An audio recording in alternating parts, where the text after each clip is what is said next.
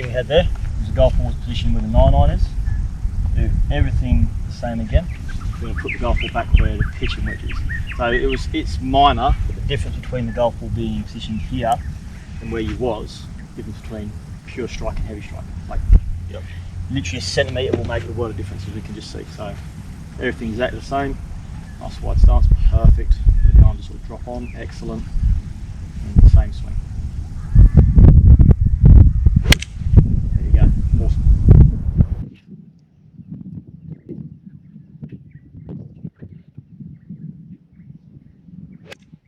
Nice. The reason why it's straighter is that that's where your club face is essentially square at point of contact. If we look at the club face positioning here, if we have the golf ball back in the stance, and again, and you don't change it, club works its way down, it's working on a very minor arc. So at this point the face is still open, this is where it's square, and this is where it starts to close. So if we put the golf ball forward in the stance and you don't change your body shifting forward, the club face is going to be closed. So then we're going to have the golf ball falling over to the left. If it goes back in the stance and you don't change anything, and let's say you do manage to make half decent contact, the club face is still open. So you're going to start hitting block shots. Yeah, right. Then we start making compensation. We find matchups. Back behind it, throw my hands there, that squares up the face. And now we've got this kind of high, weak, nothing shot. You go through all these little things and it's just go back to the basics. Yep. Stance width, ball position, posture. Everything else will kind of build around those foundations. Yep. Yeah. Let's grab the driver, grab some tees, and we'll have a little look.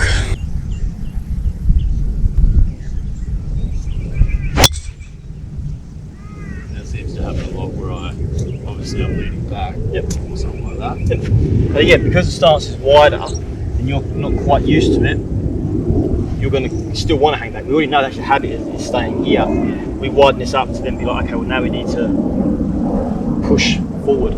So as we start the downswing, we almost feel like we're kind of kicking the hip forward towards the target line, and that will then help transfer pressure, weight forward, which will then kind of get that right foot off the ground, which will then stop the early contact.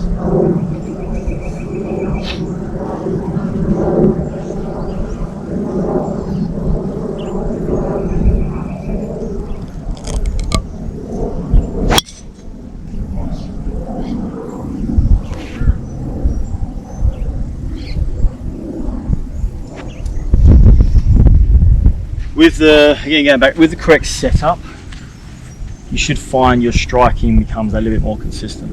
You shouldn't hit the ground with the driver before the golf ball, provided you get the setup correct, because now you can leverage pushing forward in the swing. Hanging back is just a byproduct of poor setup initially. It's just a bit of an inbuilt habit that we just basically try and break down.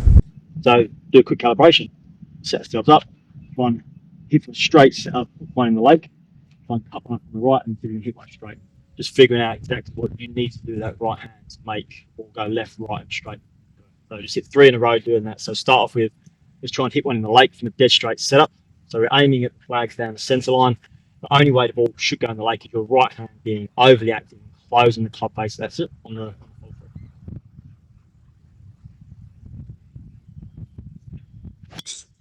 Perfect. Perfect. Next one's going to go way out right. So that's going to leave the right hand open and pushing exactly right. So don't adjust anything that's set up, keep everything neutral. We're just using our hands to calibrate. Good. That sometimes happens is you kind of go right, so you kind of tilt the shoulder down. So that's expected. And the last one, we're trying to see if we can get straight. So we know what left felt like, we know what right felt like, so we can find something in the middle there.